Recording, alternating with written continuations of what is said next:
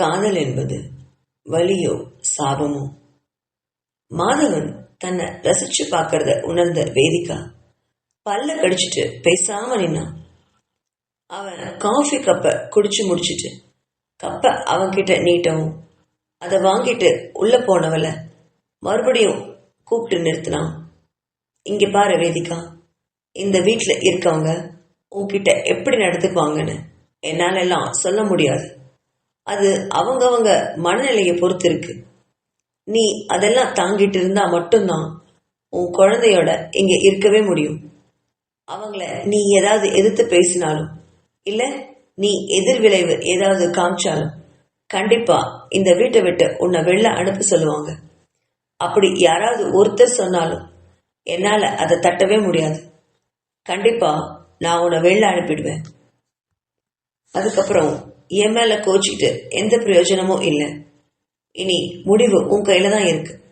பார்த்து பத்திரமா நடந்துக்கோ அப்படின்னு கண்டிச்சு அனுப்பினான். அவன் சொன்னதை கேட்ட வேதிகா தலையை மட்டும் ஆட்டிட்டு மௌனமா உள்ள போனான். அவன் சொல்வதில் அர்த்தம் அவனுக்கு நல்லாவே புரிஞ்சிருந்தது வேதிகாவுக்கு.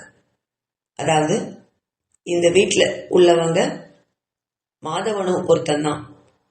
அவனும் அவன் மனசு புண்படும்படி பேசினாலும் அமைதியோட பொறுமையோட இருக்கணும். மீறி ஏதாவது எதிர்த்து பேசினாலும் வேற ஏதாவது செஞ்சாலும் வீட்டை விட்டு வெளில அனுப்பிடுவான் அப்படிங்கிறத மறைமுகமா சொல்லி கண்டிக்கிறான் அப்படின்னு வேதிகாவுக்கு நல்லா புரிஞ்சுதான் இருந்தது. ஆனா குழந்தைக்காக எல்லாத்தையும் பொறுத்துட்டு தன்னோட வேலையை கவனிக்க போனா வேதிகா. மறுபடியும் உமாவுக்கும் சமையல்கார அம்மாவுக்கும் காலையில உணவுக்கு உதவி பண்ண ஆரம்பிச்சான். இரவுல எல்லாருமே ஒன்னா உட்கார்ந்து சாப்பிட்டது மாதிரி காலையிலயும் மத்தியானத்திலயும் யாரும் ஒன்னா சாப்பிடறதே இல்லை அப்படிங்கிறத அந்த ஒரு நாள்லயே கண்டுபிடிச்சிருந்தா வேதிகா.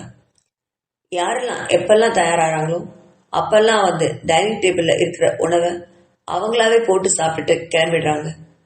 ராஜி சாப்பிட்டுட்டு மதிய உணவை டிஃபன்ல எடுத்துட்டு காலேஜுக்கு போனான். அதே மாதிரி ராஜாங்கமும் சாப்பிட்டுட்டு தோட்டத்திற்கு போறதா சொல்லிட்டு போயிட்டாரு.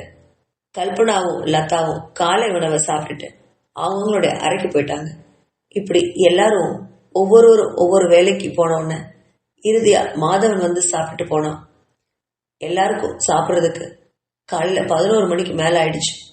அதுக்கப்புறம் தான் வேதிகா காலை உணவே சாப்பிட்டா. காலையில குழந்தை உமா கிட்ட சமத்தா இட்லியை வாங்கி சாப்பிட்டுச்சு. ஆனாலும் அப்பப்ப துப்பிட்டு தான் இருந்தது. அப்பப்ப வந்து வேதிகா குழந்தைய சமாதானம் பண்ணி சாப்பிட வச்சா. உமா கிட்ட குழந்தை இட்லியை வாங்கும்போது அதை ரசிச்சு பார்த்தா வேதிகா. தன் பிள்ளை எப்பவுமே சமத்துதான், சரியான காரியவாதி, யார்கிட்ட தன்னோட பிடிவாதத்தை காட்டணும்னு நல்லா தெரிஞ்சு வச்சிருப்பான் போல இருக்கு அப்படின்னு மனசுல நினைச்சுவேன். குழந்தைய தூரத்துல இருந்து ரசிக்கவும் ஆரம்பிச்சான். எல்லாருமே போனதுக்கு அப்புறம் கிச்சன்ல மதிய உணவுக்காக சமையல்கார அம்மாவோட தன்னோட வேலையை பகிர்ந்துகிட்டான். அப்போது சமையல்கார அம்மா உன்னோட பேர் என்னவா அப்படின்னு மெதுவா கேட்டாங்க. வேதிகா அப்படின்னு சொன்னப்போ, என் பேரு ஜெயா, நான் இங்க ரொம்ப வருஷமா இங்க சமையல் வேலை செய்யறேன். இந்த வீட்டுல இருக்கவங்க எல்லாம் ரொம்ப நல்ல மாதிரி தான். பெரியவரும் உமா அம்மாவும் என்னை ரொம்ப நல்லா பார்த்துப்பாங்க. ஆனா பெரியவரோட அக்கா மட்டும் அப்பப்ப வந்து அராஜகம் பண்ணிட்டு போவாங்க. அவங்க பொண்ணும் கிட்டத்தட்ட அப்படித்தான். அப்பப்ப வந்து ஏதாவது வேணும்னு கேட்டு நம்மளை திட்டிட்டு போவோம். மற்றபடி ராஜி, மாதவன் ஐயா எல்லாம் ரொம்ப நல்லவங்க அப்படின்னு அவ பாட்டுக்கு பேசிட்டே போனான். அவ பேசுறதெல்லாம் ம் ம் அப்படின்னு மட்டும் தலையை ஆட்டிட்டு எல்லாத்தையும் கேட்டுட்டு இருந்தா வேதிகா. அவளுக்குமே மாதவனை பத்தி நிறைய விஷயம் தெரியாம இருந்தது. இப்போ ஒவ்வொன்னா தெரியவும் அதை ஆச்சரியமா கேட்டுட்டா. ஒரு சில நேரங்கள்ல மாதவனை இழந்துட்டோமே அப்படிங்கிற வருத்தமும் அதிகமா இருந்துச்சு. மறுபடியும் ஜெயா பேசிட்டே போனான்.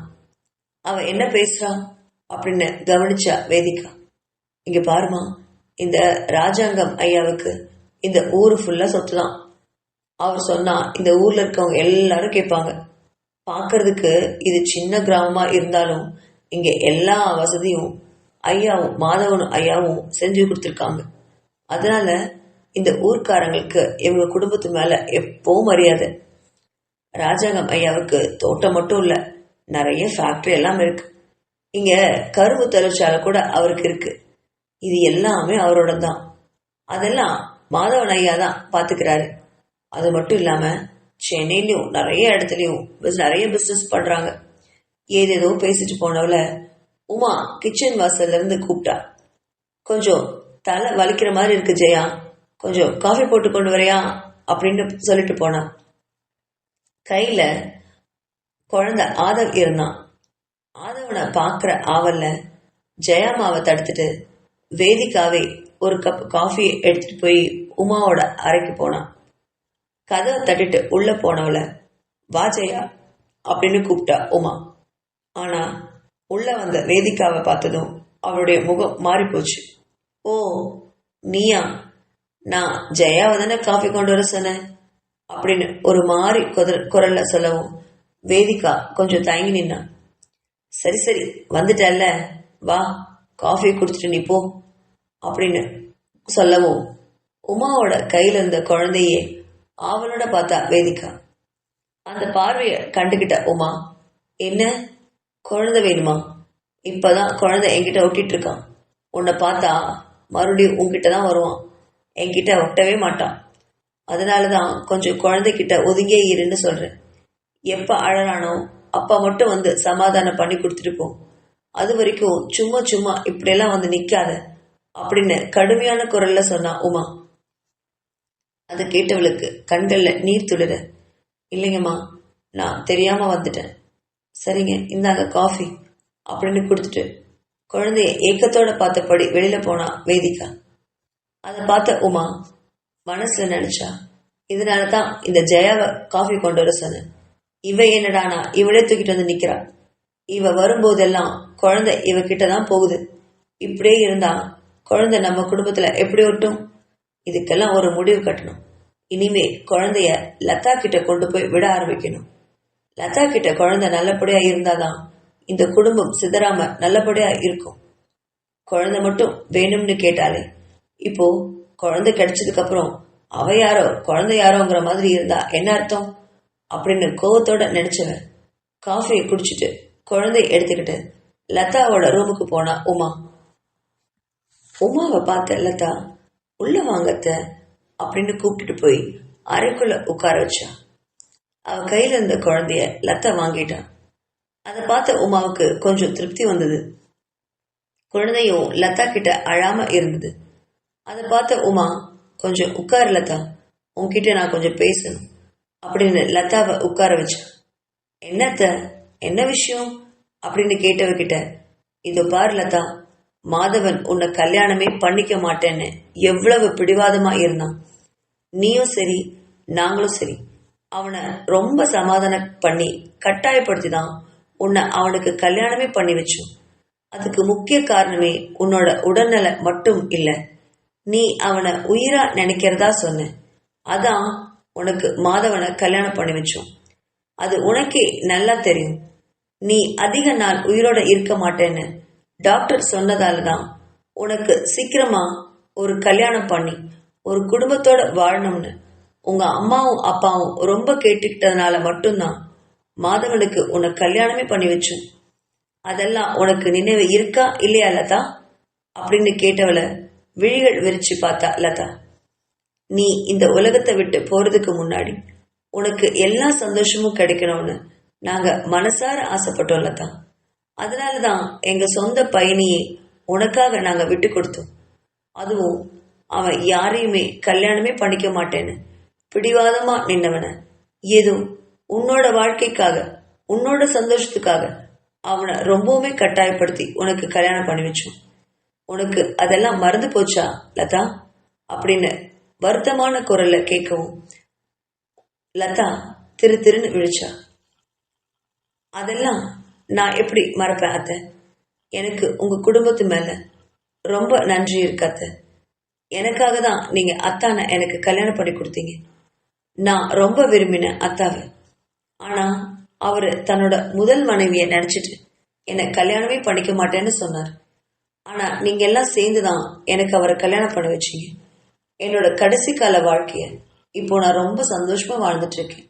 இதெல்லாம் என்னால மறக்க முடியுமா அத்தை அப்படின்னு கலங்கி கண்களோட சொன்னா லதா. குழந்தை இப்போ அவ மடியில உட்கார்ந்து விளையாடிட்டு இருந்தது. அதை பார்த்த உமா குழந்தையோட தலைய அன்பா தடவி விட்டபடி, இதோ பாரு லதா, உனக்கு குழந்தையே பிறக்காதுன்னு டாக்டர் சொல்லிட்டாங்க. அப்படி இருக்கிற பட்சத்துல கடவுள் எங்கிருந்தோ இந்த குடும்பத்துக்கு வாரிசா இந்த குழந்தையை கொடுத்திருக்காரு. நீ கல்யாணத்துக்கு முன்னாடி எவ்வளவோ ஓஞ்சு போய் உடல்நல முடியாம இருந்த. ஆனா உனக்கு கல்யாணமான நாள்ல இருந்து சரி, நானும் சரி, மாதவனும் சரி, இந்த குடும்பத்துல இருக்கவங்களும் சரி, எல்லாருமே உனக்கு தனி மரியாதையும் அன்பும் கொடுக்கிறோம். இப்ப பாரு, உன்னோட உடல்நிலை எவ்வளோ முன்னேறி இருக்குன்னு. முதல்ல இருந்த பிரச்சனையெல்லாம் இப்போ இல்லாமையே போச்சு. முதல்ல எவ்வளவு ஓஞ்சிருந்த, அப்பப்ப போய் படுத்துக்குவ, உன்னால உட்கார கூட முடியாது. ஆனா இப்போ எவ்வளவு சுறுசுறுப்பா இருக்கேன். இதுவே எங்களுக்கு எவ்வளவு சந்தோஷமா இருக்கு தெரியுமா? டாக்டர் கிட்ட மறுபடியும் உன்னை செக்கப் கூட்டிட்டு போகணும். ஆண்டவன் புண்ணியத்துல உனக்கு அந்த நோய் போயிருந்தா குல தெய்வத்துக்கு கடா வெட்டுறதா கூட நானும் மாமாவும் பேசிட்டு இருந்தோம் தெரியுமா அப்படின்னு வருத்தமான குரல்ல சொன்னா உமா. அதை கேட்ட லதா சிறிது எரிச்சல் அடைஞ்ச மாதிரி, இப்போ நீங்க என்ன சொல்ல வரீங்க அத்தை? தயவு செஞ்சு நேரடியா சொல்லுங்க. ஏன் சுத்தி வளைச்சு பேசுறீங்க அப்படின்னு கேட்டவளை கொஞ்சம் வினோதமா பார்த்தா. குழந்தை வேணும்னு பிரார்த்தனை பண்ணிட்டு அவ்வளோ கோயிலுக்கு போனேன்னு சொன்னீங்க லதா. ஆனா மாதவனோட குழந்தை உன் கையில கிடைச்சும் அதை கொஞ்சம் கூட கண்டுக்காம இப்படி இருக்கிறது நல்லாவா இருக்கு? எனக்கு தெரிஞ்சு மாதவன் உனக்கு கல்யாணம் பண்ணிட்டானே தவிர கண்டிப்பா சந்தோஷமா குடும்பம் நடத்திருக்கவே மாட்டான். எனக்கு மாதவனை பத்தி ரொம்ப நல்லா தெரியும். இப்போ நான் சொல்றத கொஞ்சம் யோசிச்சு பாரு லதா. இப்போ உனக்கு உடம்பு கிட்டத்தட்ட சரியா போற நிலைமையில இருக்குன்னு எனக்கு தோணுது. அப்படி இருக்கிற பட்சத்துல இப்போ மாதவனுடைய குழந்தை உன் கையில கிடைச்சிருக்கு. அதை நீ நல்லா கவனிச்சுட்டா மாதவன் கிட்ட இருந்து சீக்கிரமா நீ நல்ல பேர் வாங்கிடலாம். மாதவனுடைய மனசையும் நீ ரொம்ப சீக்கிரத்துல இடம் பிடிச்சிடுவ. முதல் மனைவியும் இப்போ செத்து போயிட்டதா மாதவன் சொல்றான்.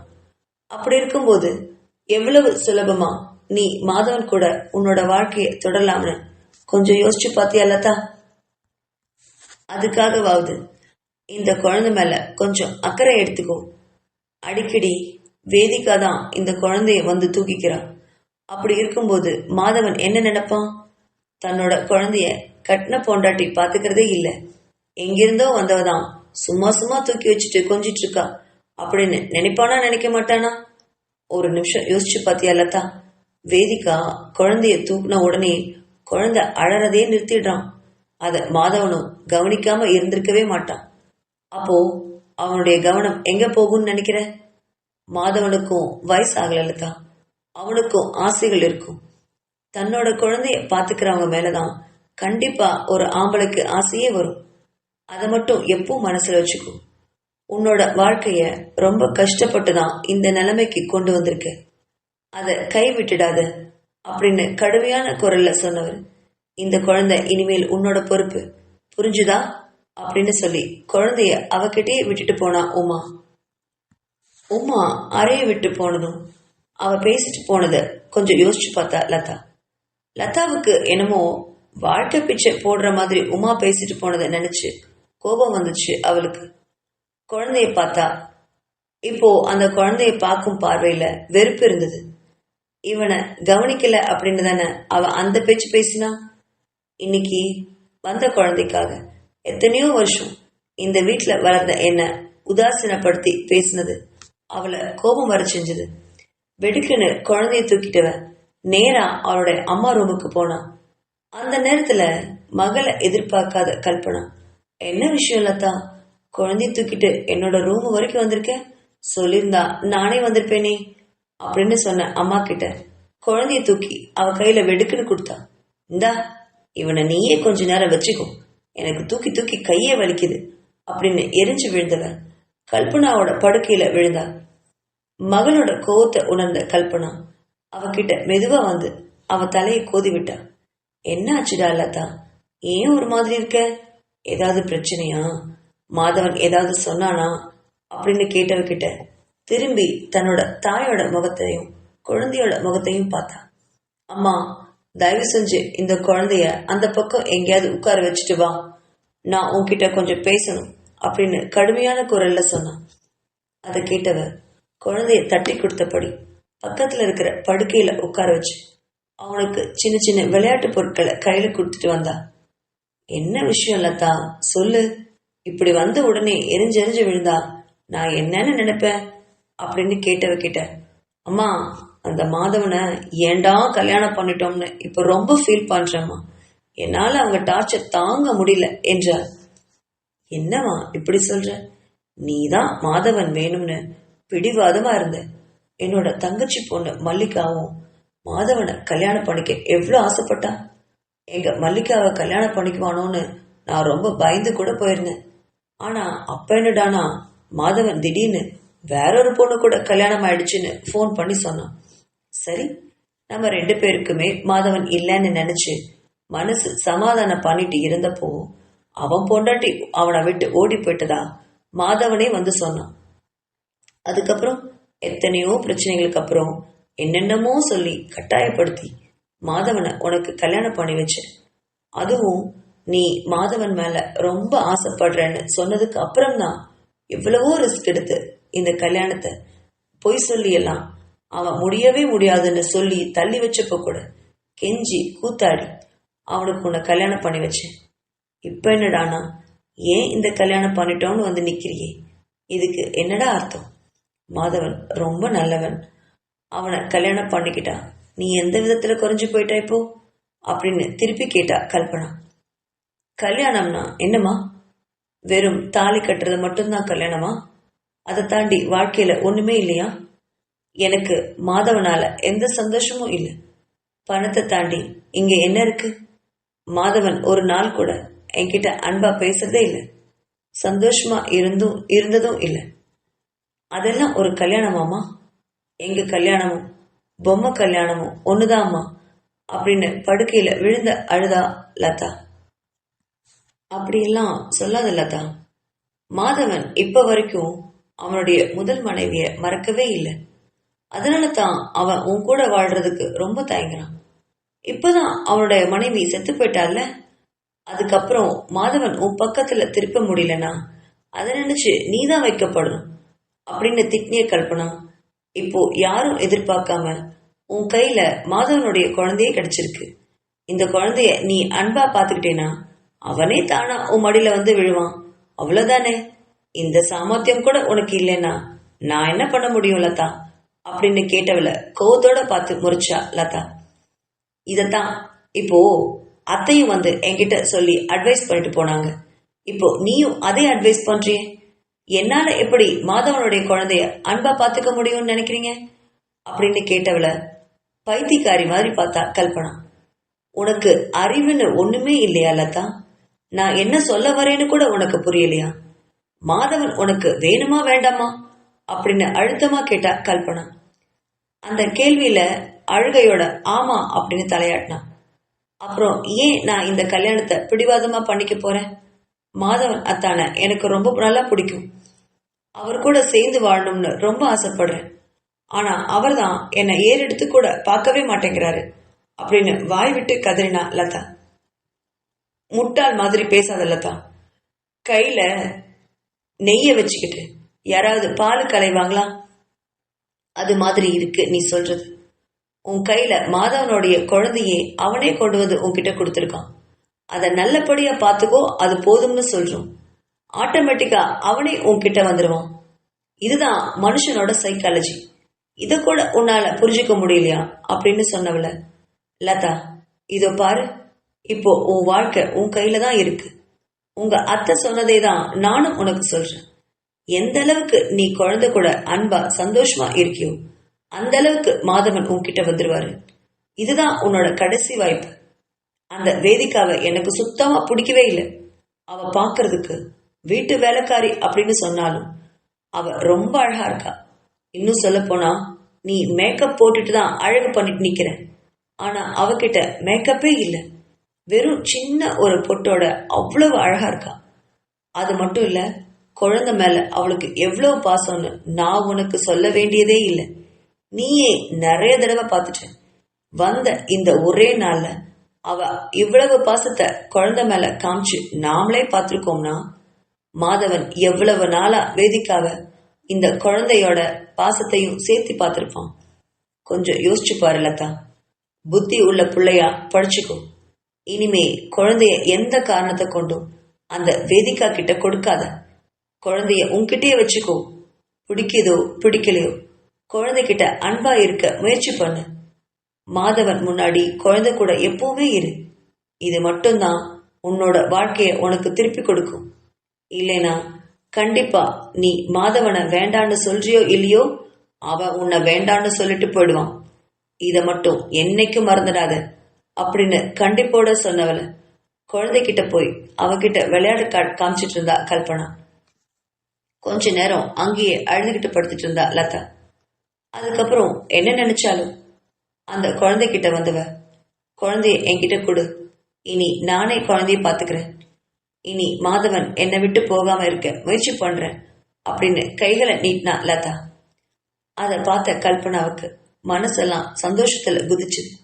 அப்பாடா, எப்படியோ ஒரு பொண்ணுக்கு நல்ல புத்தி வந்துச்சே அப்படின்னு நினைச்சவ ஆசையா குழந்தைய எடுத்து அவ கையில கொடுத்தா. இனிமே இது உன்னோட குழந்தை லதா.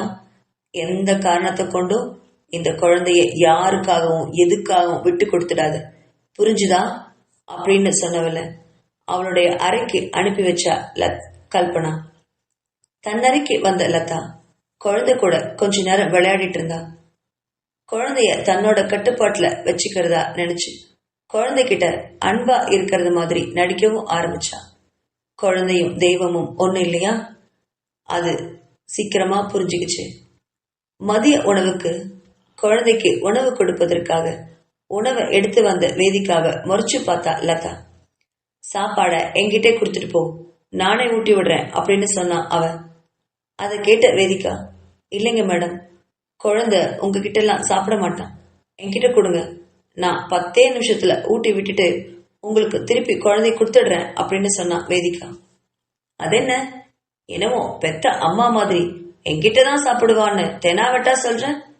நீயும் குழந்தைக்கு ஆயாதான், அவனையும் நீ கொஞ்சம் கொஞ்சமா தானே பழக்கியிருப்ப, அதே மாதிரி நானும் இனி அவன் கிட்ட கொஞ்சம் கொஞ்சமா பழகிக்கிறேன், நீ கொஞ்சம் விலகே நில்லு அப்படின்னு சொன்னவ உணவை அவ கையில இருந்து வெடுக்குன்னு பிடிங்கிட்டு தன்னோட அறைக்கு போய் கதவை எப்பவும் போல முகத்துல அடிச்சு சாத்தினா லதா.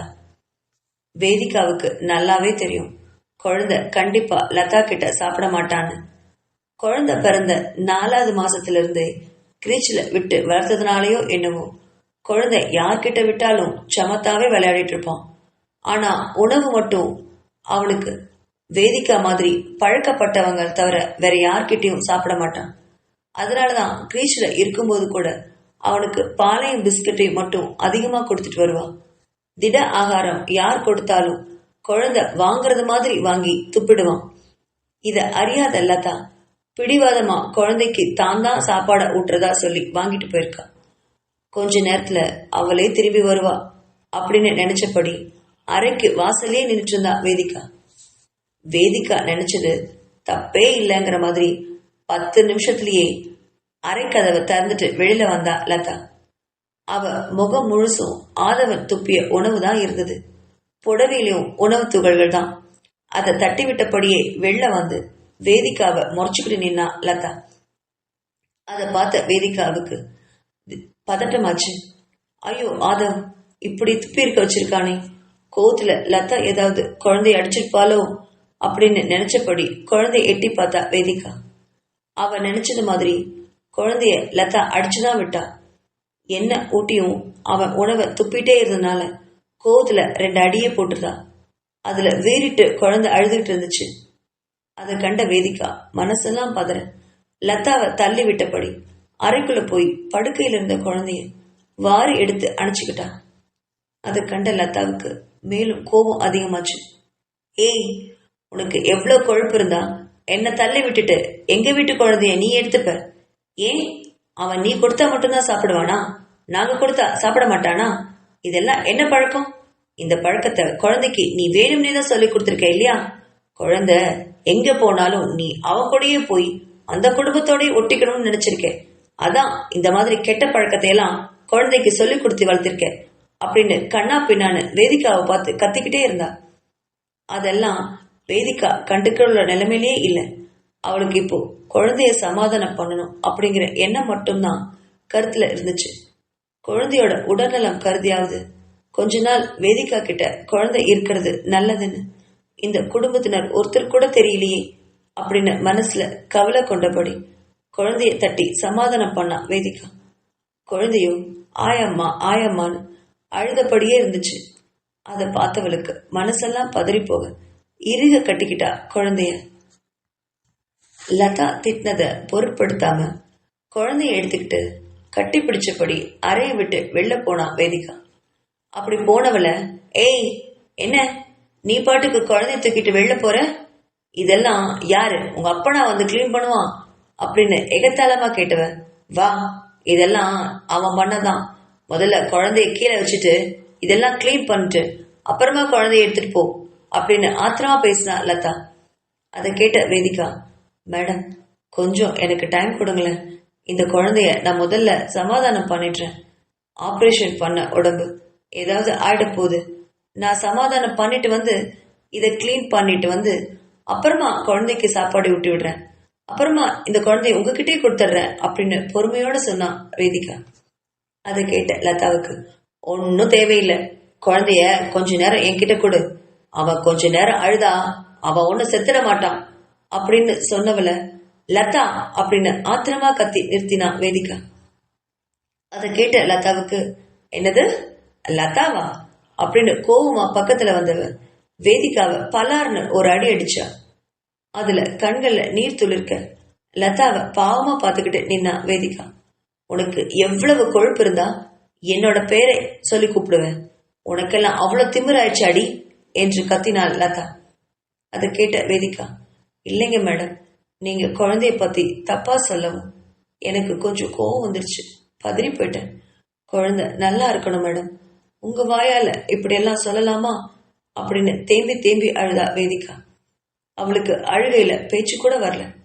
குழந்தைய இறுக அணைச்சிக்கிட்டா. பாவி, குழந்தைய என்ன வார்த்தை சொல்லிட்டா, செத்தா போயிடுவான்னு சொல்றாளே, இவனை காப்பாத்துறதுக்காக தானே இவ்வளவு அவமானப்பட்டு நிக்கணும் அப்படின்னு மனசுல வேதனைப்பட்ட வேதிகா குழந்தைய அணைச்சிக்கிட்டு அறையை விட்டு வேகமா வெளில போனான். அவ போனதையே பார்த்துட்டு இருந்த லதா, இவளுக்கு வர வர திமிர் ரொம்ப ஜாஸ்தியாச்சு, குழந்தைய இவகிட்ட இருந்து எப்படியாவது பிரிச்சே ஆகணும் அப்படின்னு வக்ரமா நினைச்ச லதா தன்னோட உடைய பார்த்தா. எல்லாம் ஆதவ் துப்பி வச்ச உணவாகவே இருந்துச்சு. சை, எப்படி துப்பி வச்சிருக்கான் பாரு அப்படின்னு நினைச்சவன் இனி போய் குளிக்கணும் அப்படின்னு நினைச்சிட்டு குளியல் அறைக்குள்ள போனா லதா. குழந்தைய அணைச்சுக்கிட்டு வெளில வந்த வேதிகாவால கண்ணீரை அடக்கவே முடியல. நேரா தன்னோட அறைக்கு குழந்தைய எடுத்துட்டு வந்தன. குழந்தையோட உடைய மாத்தி சுத்தப்படுத்திட்டு வேற உடைக்கு அவனை மாத்தி விட்டா. அதுக்கப்புறம் கிச்சனுக்கு போய் கொஞ்சம் உணவை எடுத்து அவனுக்கு ஊட்டி விட்டா வேதிகா. உணவை வயிறார சாப்பிட்ட ஆதம் தன்னோட தாயோட தோள்கள்ல அழகா தூங்கிட்டு இருந்தான். மதியம் சாப்பிட்றதுக்காக வெளில வந்தா உமா. குழந்தைய தோல்ல போட்டு அணைச்சபடி வேதிகா கிச்சன்ல நின்று எதையோ சமைச்சிட்டு இருந்தா. குழந்தைய கவனிச்சா உமா. அது வேதிகாவோட தோல்ல நல்லா அழகா தூங்கிட்டு இருந்தது. குழந்தைய இவ்வளவு நேரம் எப்படி தூக்கிட்டு இருக்காளோ பாவம் அப்படின்னு மனசுல நினைச்சவ, குழந்தைய லதா கிட்ட தானே கொடுத்துட்டு வந்தோம், அது இப்படி இவகிட்ட வந்துச்சு அப்படின்னு நினைச்சபடி மெதுவா வேதிகா கிட்ட வந்தா உமா. என்னாச்சு குழந்தைக்கு அப்படின்னு கேட்ட குரல்ல திடுக்கிட்டு திரும்பினா வேதிகா. உமாவை பார்த்ததும் கண்கள்ல நீரோட, ஒன்னும் இல்லைங்கம்மா, இந்த குழந்தை கொஞ்ச நேரம் அழுதுச்சு, அதான் லதாமா என்கிட்ட வந்து குழந்தை கொடுத்தாங்க, நான் சாப்பிட வச்சுட்டு தூங்க வச்சுட்டேன், லதாமா தூங்கிட்டு இருக்காங்க போல இருக்கு, அதனால குழந்தைய கொஞ்ச நேரம் நானே வச்சுக்கலாம்னு வச்சுட்டேன் அப்படின்னு கண்கள்ல வந்த கண்ணீரை உள்ள இழுத்தபடி சொன்னா வேதிகா. லதாவை காட்டி கொடுக்குற எண்ணம் வேதிகாவுக்கு சுத்தமா இல்லை. குடும்பத்துல தன்னால எந்த பிரச்சனையும் வரக்கூடாதுன்னு முடிவெடுத்திருந்தா அவ. அதனால லதா பேசுற பேச்ச உமா கிட்ட அவ சொல்லவே இல்லை. அதை கேட்ட உமாவும், சரி சரி குழந்தை தூங்கிட்டான் போல இருக்கு, குடு, நான் என்னோட அறைக்கு கூட்டிட்டு போறேன் அப்படின்னு சொன்னவ குழந்தைய வாங்கிக்கிட்டா. நான் குழந்தைய என்னோட ரூம்ல தூங்க வச்சுட்டு வரேன், நீ எனக்கு சாப்பாடு எடுத்து வை நீ சாப்பிட்டியா அப்படின்னு திரும்ப கேட்டா உமா. இல்லைங்கம்மா, நீங்க சாப்பிட்டதுக்கு அப்புறம் நான் சாப்பிட்டுக்கிறேன், எனக்கு பசிக்கல அப்படின்னு சொன்னா. சரி சரி, நீ எடுத்து வை, இதோ வந்துடுறேன் அப்படின்னு சொல்லி குழந்தை எடுத்துக்கிட்டு தன்னோட உரைக்கு போனா உமா. உமாவுக்கு தேவையான உணவுகளை எடுத்து வச்சுட்டு அவ சாப்பிட்டுட்டு போனதும் அவளும் ஒரு வாய் சாப்பிட்டுட்டு தன்னோட அறைக்கு போய் பாயில படுத்து கொண்டவளால கண்கள் மூடி தூங்கவே முடியல. அழுகழுகியா வந்துச்சு. தன்னோட நிலைமையை நினைச்சு பெத்த குழந்தைய அவளால சொந்தம் கொண்டாட முடியல. ஒரு வாய் சாப்பாடு ஊட்டவும் கூட மற்றவங்களுடைய அனுமதி கேட்டு நிக்க வேண்டியது இருக்கு. இதெல்லாம் என்ன பிழைக்கும், நான்லாம் என்ன ஜென்மமோ அப்படின்னு நினைச்சவளால லதா இன்னைக்கு பேசின பேச்சு நினைச்சு ஜீர்ணிச்சுக்கவே முடியல அவளால. பாவம் குழந்தை இப்பதான் ஆபரேஷன் முடிஞ்சு உயிர் பிழைச்சு வந்திருக்கான். அவனை போய் கொஞ்ச நேரம் அழுதா செத்தா விடுவான் அப்படிங்கிற மாதிரி கேட்கிறாளே. குழந்தைய பத்தி இப்படியெல்லாம் பேச அவளுக்கு மனசு எப்படிதான் வந்துச்சு. அவனை பொத்தி பொத்தி பாதுகாத்து வச்ச என்னோட தாய்மைக்கல்லவா தெரியும் அவனுடைய அருமை. அவனுக்காக தானே இத்தனை கஷ்டமும் நாம பட்டுட்டு இருக்கோம் அப்படின்னு நினைச்சவளால அழுகையை கட்டுப்படுத்தவே முடியல. தன்னோட வாழ்க்கை இனி எப்ப விடியுமோ, தினம் தினம் இதே மாதிரி சித்திரவதை தான் அனுபவிக்க வேண்டி வருமோ. தன்னை யாராவது ஏதாவது சொன்னா கூட பரவாயில்லையே, ஆனா குழந்தைய பத்தி தப்பா பேசினா, இது மாதிரி எல்லாம் பேசினா தன்னால எப்படி தாங்கிக்க முடியும்? இது யார்கிட்ட சொல்றதுன்னு நினைச்சுக்கிட்டே அழுதுகிட்டே இருந்தா வேதிகா. கல்லூரிக்கு போன ராஜி இன்னைக்கு வழக்கத்துக்கு மாறா சீக்கிரமாவே வீடு திரும்பிட்டான். அதை பார்த்த உமா, என்னாச்சு ராஜி, ஏன் இன்னைக்கு இவ்வளவு சீக்கிரமா வந்துட்ட அப்படின்னு கேட்ட அம்மா கிட்ட. ஒன்னும் இல்லம்மா, ஒரே தலைவலி அதான் அப்படின்னு சொன்னவன் தாயோட கைப்பிடியில இருந்த குழந்தைய வாங்கி கொஞ்ச நேரம் கொஞ்சி விளையாடிட்டு மறுபடியும் உமா கிட்டே கொடுத்துட்டு அவளுடைய அறைக்கு போனா ராஜி. அவளுடைய அறைக்கு போய் உடைகளை மாத்தி படுத்துக்கிட்ட விட்ட இன்னைக்கு காலையில கல்லூரியில நடந்த நிகழ்வுகள் நினைச்சு பார்த்தா ராஜி. இன்னைக்கு மகிழன் அவளை ரொம்ப கஷ்டப்படுத்திட்டான். கல்லூரியில 2ஆம் ஆண்டு படிக்கும் ராஜிய 3வது வருஷம் படிக்கிற மகிழன் ரொம்ப நாளாவே அவளை காதலிச்சுட்டு வரதா தொல்லை பண்ணிட்டு இருக்கான். ராஜிக்குமே மகிழ பிடிச்சுதான் இருந்தது. ஆனா அவன்கிட்ட தன்னோட காதல சொல்ல மனம் வரவே இல்லை. ஏன்னா அவனுடைய அப்பா ஒரு பெரிய அரசியல்வாதி. அந்த பணத்திமிர்ல கொஞ்சம் அதிக செலவுகளை செஞ்சுட்டு வருவான் மகிழன். அந்த செலவுகளை பார்த்து வெறுத்து போனவ ராஜி. அவனுடைய ஆடம்பரம் எத்தனை நாளைக்கு? அவன் அப்பா ஆளும் கட்சியில இருக்கும் வரைக்கும் தான், அல்லது அரசியல் துறையில இருக்கும் வரைக்கும் தான். அதுக்கப்புறம் அவனுடைய நிலைமை என்னாகும் அப்படின்னு யோசிச்சுப்பா ராஜி. அவன் கூட முதல்ல நட்பா பழகி வந்தவதான். அவனுடைய குணத்தை பார்த்ததும் அவனை விட்டு விலக ஆரம்பிச்சிருந்தா. ஏன்னா அவனுக்கு தான் படிச்சு நல்ல வேலைக்கு போறதோ அல்லது சொந்த தொழில் பண்ணி சம்பாதிக்கிறதோ அவனுடைய எண்ணமே இல்லை. அவனுடைய அப்பாவோட செல்வாக்குல வாழ்க்கை முழுவதும் வாழணும் அப்படின்னு நினைக்கிறவன். அந்த எண்ணத்தை முழுவதுமா வெறுப்பவ ராஜி. அதனால அவன் காதல முதல்ல சொன்னப்போ அவளுக்குள்ளேயும் காதல் இருந்தாலும் அதை மறைச்சபடி அவனுடைய காதலை ஏற்கவே மறுத்தா. முதல்ல சோகமா சுத்திட்டு இருந்தவன் இப்போ அவளை ரொம்ப தொல்லை பண்ண ஆரம்பிச்சிருந்தான். அவனுடைய வருத்தம் ராஜிக்கு புரியாம இல்லை. ஆனாலும் அவனுடைய எண்ணத்தை மாத்தாம அவளுக்கு அவனை திருமணம் செஞ்சு கொள்றதோ காதலிக்கிறதோ முடியாத விஷயம். ஏன்னா அவளுடைய அண்ணனும் சரி அப்பாவும் சரி உழைக்காம உண்பதை விரும்பவே மாட்டாங்க. ஏழை அப்படின்னாலும் உழைச்சு வாழ்பவனை தான் இந்த வீட்டுல மாப்பிள்ளையா ஏத்துப்பாங்க. அது ராஜிக்கு நல்லாவே தெரியும். அப்படி இருக்கிற பட்சத்துல அவன் உழைக்காம தன்னோட அப்பாவோட செல்வாக்குலயே வாழணும்னு நினைக்கிறவன் கிட்ட தன்னோட வாழ்க்கையை ஒப்படைக்க அவளுமே விரும்பவே இல்லை. அதனால என்ன ஆனாலும் அவன் எண்ணத்திற்கு ராஜி வளைந்து கொடுக்கவே இல்லை. பொறுத்து பொறுத்து பார்த்தவன் இன்னைக்கு அவளுடைய வகுப்பறைக்கே வந்துட்டான். எல்லார் முன்னிலையும் ராஜியை கூப்பிட்டு, ஏய் ஏண்டி, உங்க அப்பா பெரிய பணக்காரன், உன் அண்ணன் பெரிய வீரன் நினைச்சிட்டு என்ன உதறி தள்ளுறியா?